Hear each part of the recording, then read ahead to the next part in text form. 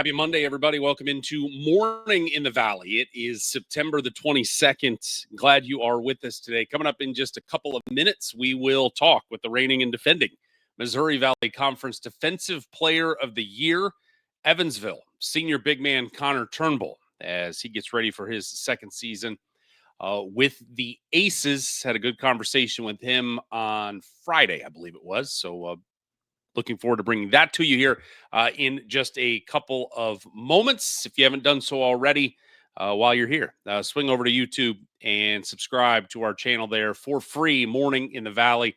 All our past shows, interview clips, and so on are there. Really appreciate continued support here of what we're doing at Morning in the Valley. 6 weeks from today, it's starting to officially feel real. 42 days from today, it will be go time.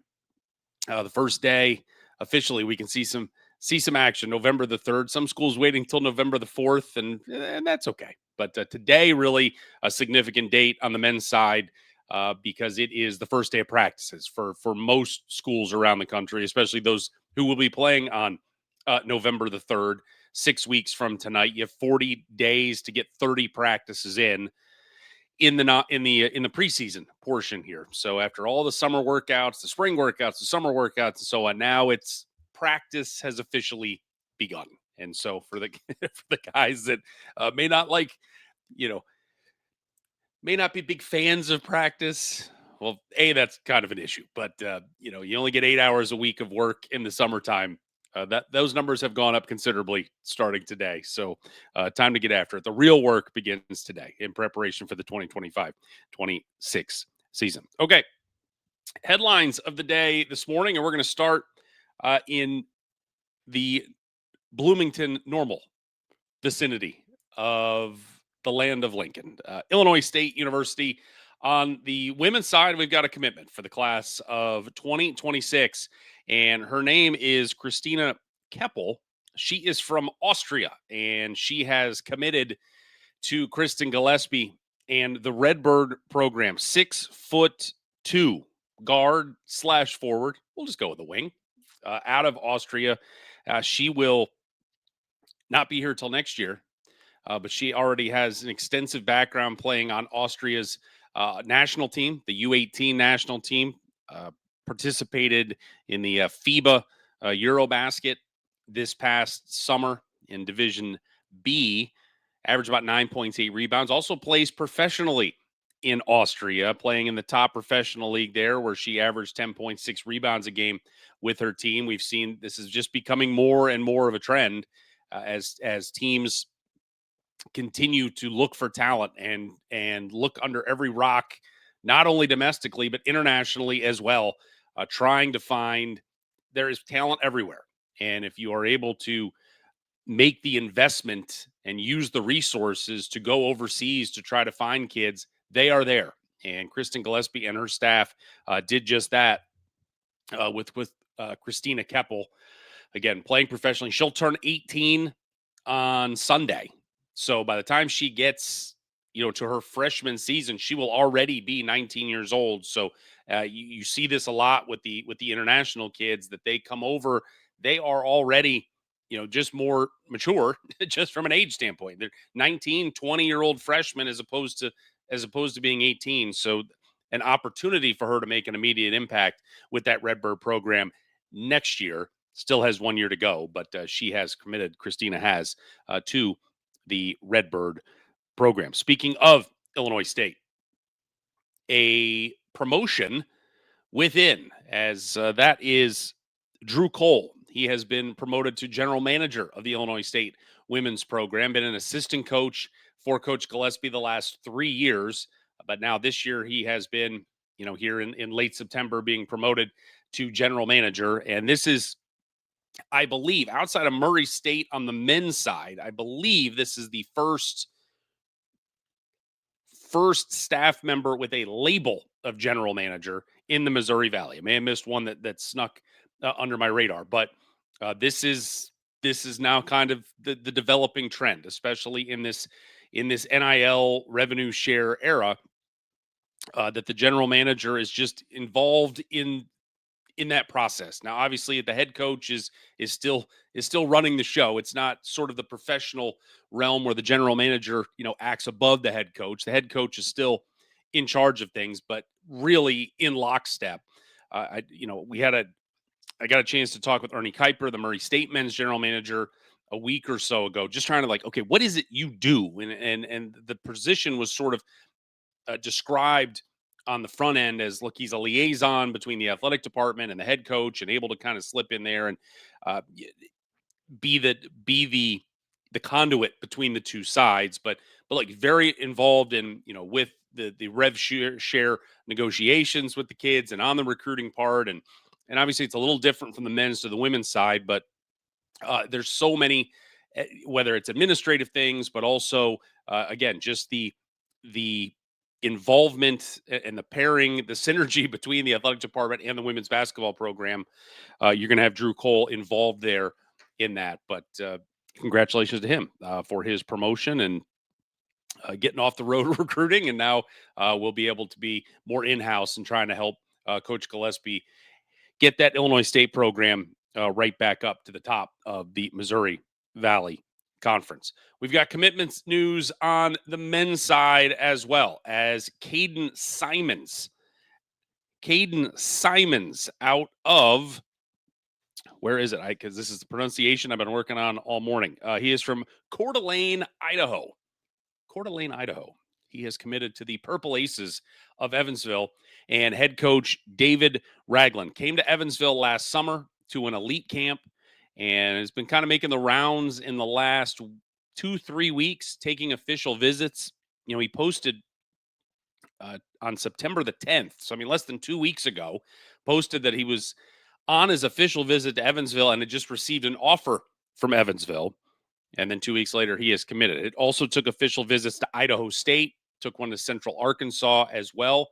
But the 6'5" guard, listed by some recruiting services as a 3-star guard, he has committed to Evansville. High school quarterback out in Idaho as well. So you got a quarterback, you've got a point guard, both in sort of their own way, running the offense for their teams. But David Ragland with a nice pickup for the 2026 class. So congratulations to Caden Simons and his commitment. Okay, time now to welcome in our guest for this morning. He is Connor Turnbull, the big man for the Evansville Purple Aces. He was named the Defensive Player of the Year in the Missouri Valley Conference a season ago. He is back for his senior year. The one thing he is listed as a senior. It is his 4th year of college basketball. But what in our sort of pre-interview chit chat before we got going on Friday when we talked, he's still got another year of eligibility after this season. Played his 2 years at Butler. I believe it was his 2nd year. He played 9 games, and there was an injury involved there. And so he's got another year back if he chooses for next year. So this is not the swan song, potentially, for Connor Turnbull there at Evansville. He certainly has enjoyed his time. You'll hear him talk about that coming up in a little bit, but just something to keep in mind in the back of your head that, yes, he's a senior, but may not necessarily cycle out. He most definitely has looking long-term, and which he'll talk about. He wants to play professional basketball wherever that may be. And so we'll see how long we get to keep him in Evansville, but we know we've got him this year, the defending defensive player of the year, and certainly one of the best big men in the league. And we talked about his offensive skills really just blew up in the second half of last year, really became an all-around player, and just another recruiting win for David Ragland. We have seen over the last couple of years that Coach Ragland, they have done an unbelievable job at finding talent and bringing it in, and watching these kids really excel. Ben Hummerkaus a couple of years ago, Gabriel Pizzato last season. The problem for Evansville has just been retaining those guys, but it's also like, look, Ben Hummerkaus went to Illinois. Gabriel Pizzato goes to Xavier. Those are, it doesn't really matter what you have necessarily in the war chest for the NIL and the rev share and all that. You're probably not keeping those kids going to those types of places that have so many more resources to be able to throw at them. But it is at least shown, and when we talked with Coach Ragland a couple of months ago, it really shows sort of the pat on the back, like you guys, we're doing the right thing. we're doing the work. We are evaluating properly. We're finding guys that are extremely good basketball players and are helping us out. And you just try to get the most out of them that you can while you have them before potentially they move on. And that has been the case with Hummerkaus and Pizzato. Connor Turnbull, he stuck around for year number 2. And so let's bring in my conversation from Friday. Here is Evansville big man Connor Turnbull. Joined now by Evansville big man Connor Turnbull, the reigning and defending Missouri Valley Conference Defensive Player of the Year. Connor, welcome. Where's the plaque? What'd you say? Where's the plaque? Your player of the year. Plaque? My mom has it probably. Yeah, I'm happy to be here, man. But yeah, no, I think mom keeps all of the memorabilia. All right. I mean, look, it's a big deal. I mean, you charge admission to the kids in the neighborhood to come see it, and just kind of add your own personal NIL fund. How's the summer been? Now that we're wrapping up summer, just about ready to start fall practices, how's it all gone? It's been great. We got a new group of guys here. We didn't return more. I think we returned maybe 5, but so we got a new group of guys here. So it was right when everybody got on campus, it was for sure a little learning curve. Like we're all trying to figure each other out and stuff. But it's been a great summer. I've been enjoying getting to know all the new guys, and I enjoy this team more than I probably have ever had in a college basketball season. So I'm excited. What have you guys done away from the court, sort of the team bonding, team building type stuff that it's going to help you win some games? Yeah, I think the biggest thing about this team is like we all just kind of we have guys like asking to hang out with each other. Nobody's getting begged to hang out or getting asked to come out of their room. I think we've been trying to get out on the golf course. Everybody likes to golf. Everybody's kind of getting into that. We're terrible, but we've been enjoying it. That's fun. And then a couple guys got some places, go to coach's house, some other places. Some people got some pools, and definitely try to just get outside and just hang out with them as much as possible. How many guys on the team can break 100 on the golf course? If we're being truthfully honest, yes. Maybe 2 on a good day. Maybe. All right. 2. You spent 2 years at Butler. You play 31 games. Last year you played 32. Was there was it an adjustment of was there sort of like I've hit the wall a little bit of a duration of an entire season and sort of the load that was put on you? Yeah, absolutely. It was it was a game changer coming over here, playing those games. Like the season's long, it's hard on your body. That was my first time getting through a full season. So that was obviously like a learning curve, learning how to take care of myself and make sure I'm getting treatment every day. But just overall staying on top of things. And then that's why I came here. I came here so I could play and try to make an impact. So I just tried to roll with the punches and then try to figure everything out as we go. But it was a blessing. I had so much fun playing basketball, and that's why I came here. You had it was almost 2 different seasons last year. When you look at the first 18 games, 5.5 points, 3.5 rebounds. Then the last 14, it was 13.5 points, better than 5 rebounds. What flipped for you where, especially on the offensive end, that it just, you became, look, you're the defensive player of the year. You've got all that size to wreck things on one end, but boy, you became a real offensive weapon for Coach Ragland. Yeah, I just think coming into this first year, it was my first time kind of like being, I guess, having any expectations at all. So I think that was kind of the first thing I had to deal with. So we had to work out, just being confident in myself and being able to shoot the ball and not worry about a miss or a make, just being able to be confident in my game and kind of just take that next step forward as not only just a defensive player, but trying to be somebody on the offensive end. And then also we had some unfortunate injuries to some guys at key points of the seasons last year. So I got even more opportunity. And I think just as time went on, I just tried to make the most of it. When that confidence builds, though, what does that change inside you of just okay, maybe I don't need to pass first here?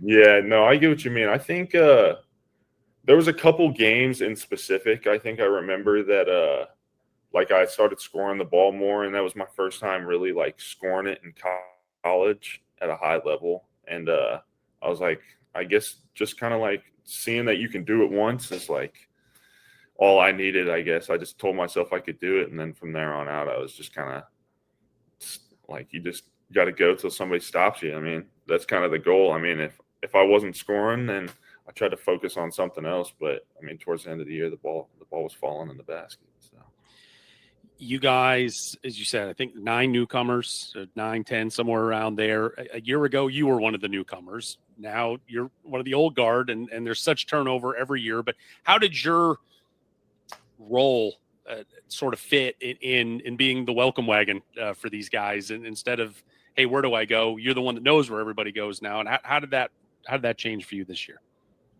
Definitely a different experience coming into a new program, or not a new program, but a new situation for me. I was definitely taking a back seat necessarily and trying to learn how things go, how people are moving, and what kind of like things we're doing on a day-to-day basis. But this year, I mean, the guys last year and the coaching staff did such a good job and just making me confident and just like believing in what we're doing here. So I think just being like a vocal leader and just being something like that, I think has been the biggest difference from this last year to this year. But otherwise, I think just being comfortable out there, telling the guys how things are done here, and then trying to just make everybody fit in. How involved are you in recruiting? As a, when guys come on visits and stuff, like what's the incumbent player role of come in, talk to him, and is there any conversation with the coach after, like thumbs up, thumbs down on this guy, or like what is your role? Yeah, absolutely. I think I mean, with me being one of the few guys coming back, we had you're doing a lot of recruiting, especially just with the way college basketball is. Everybody's recruiting every single step of the way throughout the whole season and everything. So I think once I was secured as a guy that was going to come back, I think I was obviously a huge part in the recruiting process, like going out to dinner with these guys, being a part of their visits and stuff like that, just making sure not only do they get a feel for me, I get a feel for them. The coaches staff gets a feel for how we kind of mesh together, I think. But I mean, after every visit, I think coach is asking me, like, how do you feel about this guy? Do you think he fits into our program? And I mean, obviously, I have full faith in Coach Rags and his recruiting ability, but I think Coach Rags is so big on like everybody getting along and having such a tight knit group, like in the locker room. I think he just made sure that was of extreme importance, so he took care of it.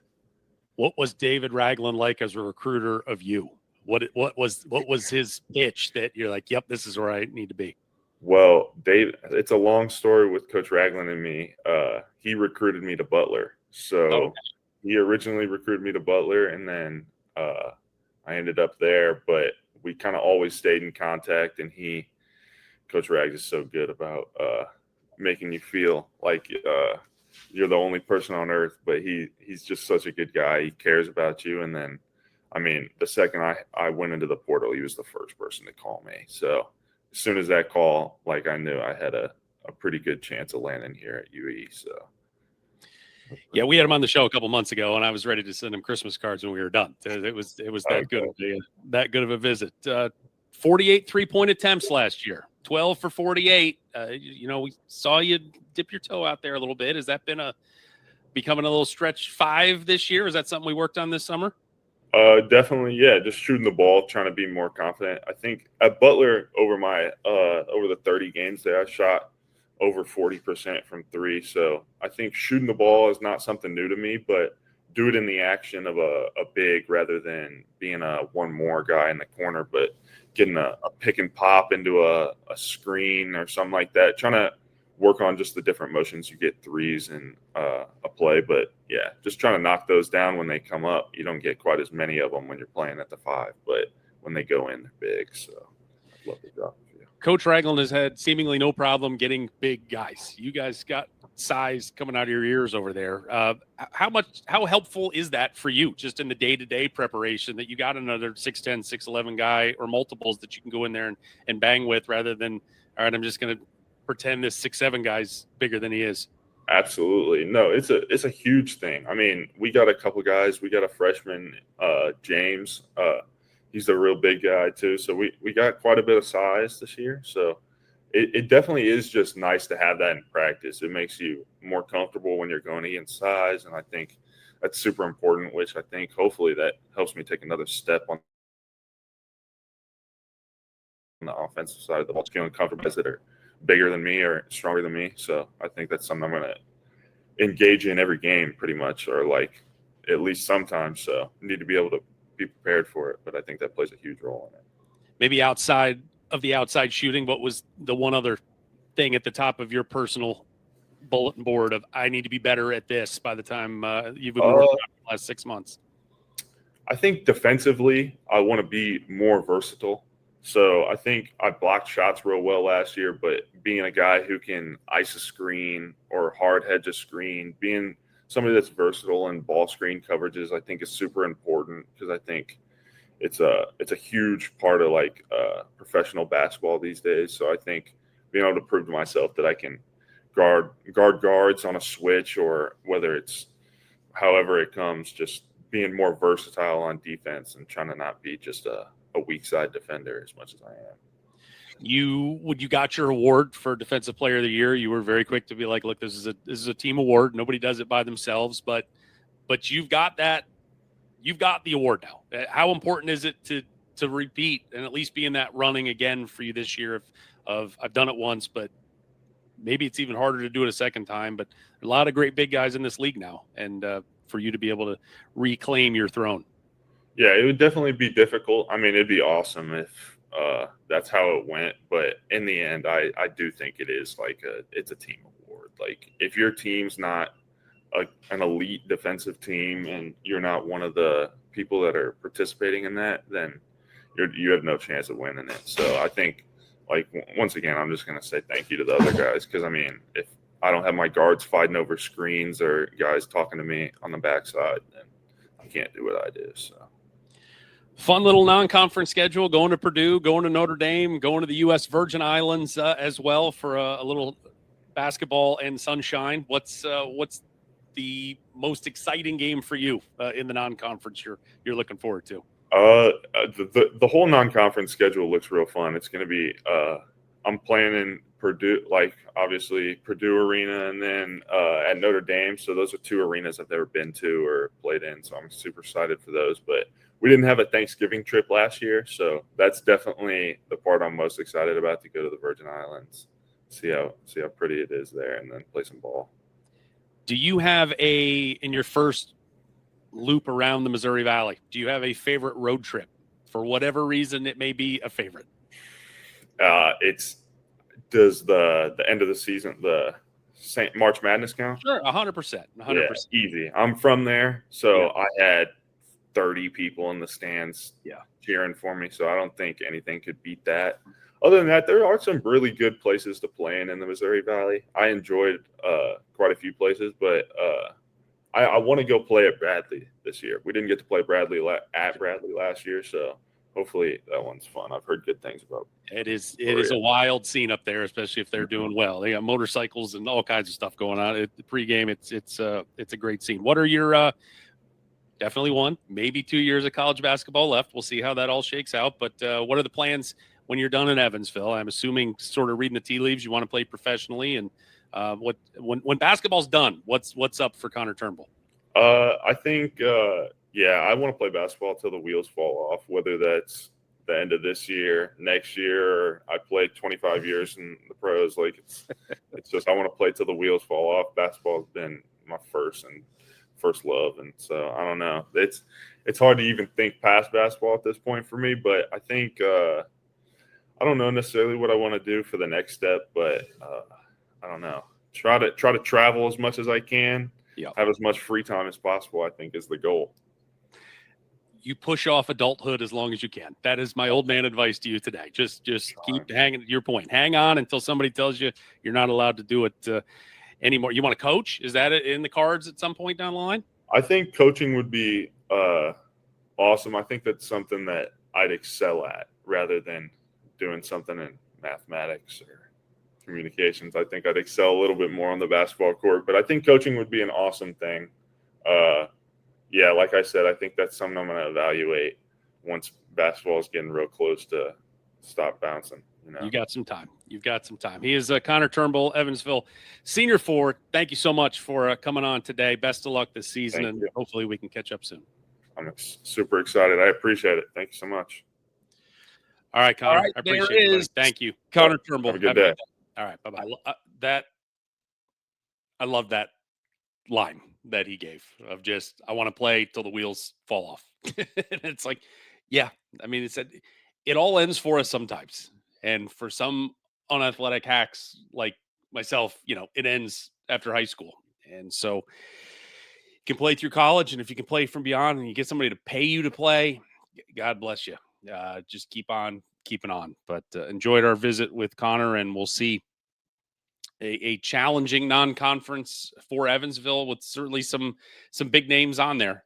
And we'll see, they have been picked in the, let's see, I guess 8th in the blue ribbon poll, which is, they have been kind of one of those nuisance teams where they have scared some folks towards the top of the league the last couple of years because they've had really good players. They have really good players. Just a matter of, can you go from scaring them to knocking them off?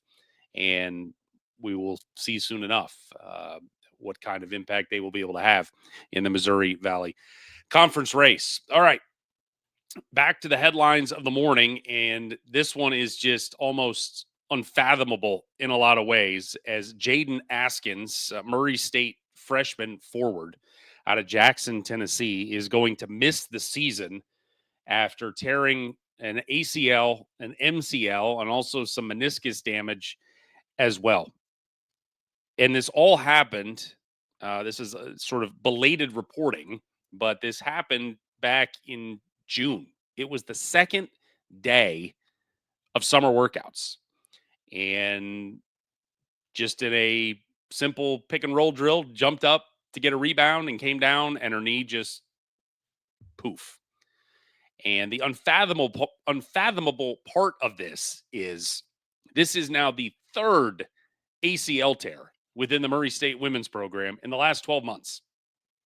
Last year, freshman Cam Hoover, on the second day of workouts, just playing pickup, blew out her ACL. She is now back and ready to go. Obviously, Destiny Thomas against Indiana State. I think it was Indiana State. She, during a game in January, she tore her ACL. They are hopeful that she will be, she's already working out and, maybe start easing her back in by the start of the year, but certainly hope she'll be ready to go by the start of conference play after the first of the year. But for the second straight year, a freshman on the second day of summer workouts tears an ACL and is going to miss the year. So there were such high expectations. A former Miss Basketball, I say former, just 6 months ago, named Miss Basketball in Tennessee. And Rochelle Turner had very high hopes for an immediate impact, and certainly losing a little more interior depth there with the 6'1" Jaden Askins. But just a wild deal. That just the worst luck. Because again, it's not like, hey, you're overworked and something's fatiguing or anything. It's like it's the second day of getting go, and then it's just the worst injury luck. But Jaden Askins, her year is done already. I'm certainly fingers crossed for her that the rehab will go smoothly and she'll be as good as new, if not better, once we get to next June and we can start summer workouts all over again. And finally today, some TV news, because who doesn't love TV news? But UIC has announced a partnership with the Marquee Sports Network, the regional television network in the Chicagoland area, that they will Marquee will air 7 athletic events from UIC this upcoming season. 2 of those will be women's basketball games. At least one will be a men's basketball game. And, look, this is, you get on TV, it's a big deal. And especially on a network of this size that is as regionally, regionally based. Obviously, it is Chicago. I mean, they air Cubs games, but I mean, it goes from, it's in Chicago, it's in most of Illinois, it's in Indiana, it's in Iowa, Indianapolis, Omaha, Nebraska, gets into Wisconsin, gets into Michigan. I mean, it is a huge footprint that people will be able on their televisions not on a laptop or a phone or trying to go through ESPN Plus, but through linear TV, can watch UIC play. They're going to have the women's games on November the 19th, the home game against Wisconsin, December the 17th, the home game against DePaul. There's at least one men's game that is TBA at this point. They announced 7 games in total. So you have the 2 women's games. There's a volleyball game in the fall. They said at least one men's game, which is 4, and then there's 3 other games, which could include another men's game. But then they said also some other winter and spring sports as well. So at least 3 of those 7 will be men's and women's basketball games. I think it's great. Look, TV, it's not as important of a news release as it was maybe 20 years ago in a pre-ESPN Plus world, 10 years ago in a pre-ESPN Plus world where everybody can, you can watch all games. Somehow you can have access now, where, being on TV was just absolute gold in the past, but still a big deal. And again, for this network with the footprint that it has, to be able to get these programs out and about to people all throughout, again, a 7-state region, that's a pretty neat deal there for UIC. So congratulations to those decision makers that were able to pull that off with the folks at the Marquee Sports Network. All right, that does it for today. Programming note, we will not be here on Wednesday. I will be on the road Wednesday and will not be able to be with you. We will be back on Friday. Have my conversation with Murray State big man Fred King, the former Creighton Blue Jay, spent the last 3 years playing behind maybe the best center in all of college basketball, Ryan Kalkbrenner, there at Creighton, but now he is at Murray State with his former assistant coach, Ryan Miller, now the head coach of the Racers. So got a chance to talk with him on Friday. We'll have that conversation coming up this Friday as well. Today, again, first day of practices for men's teams across and some women's teams as well across the nation as we roll towards November 3rd and the start of the 2025-26 season. If you have not done so already, please, please, please, please help a brother out. Go to YouTube for free. Subscribe. Morning in the Valley.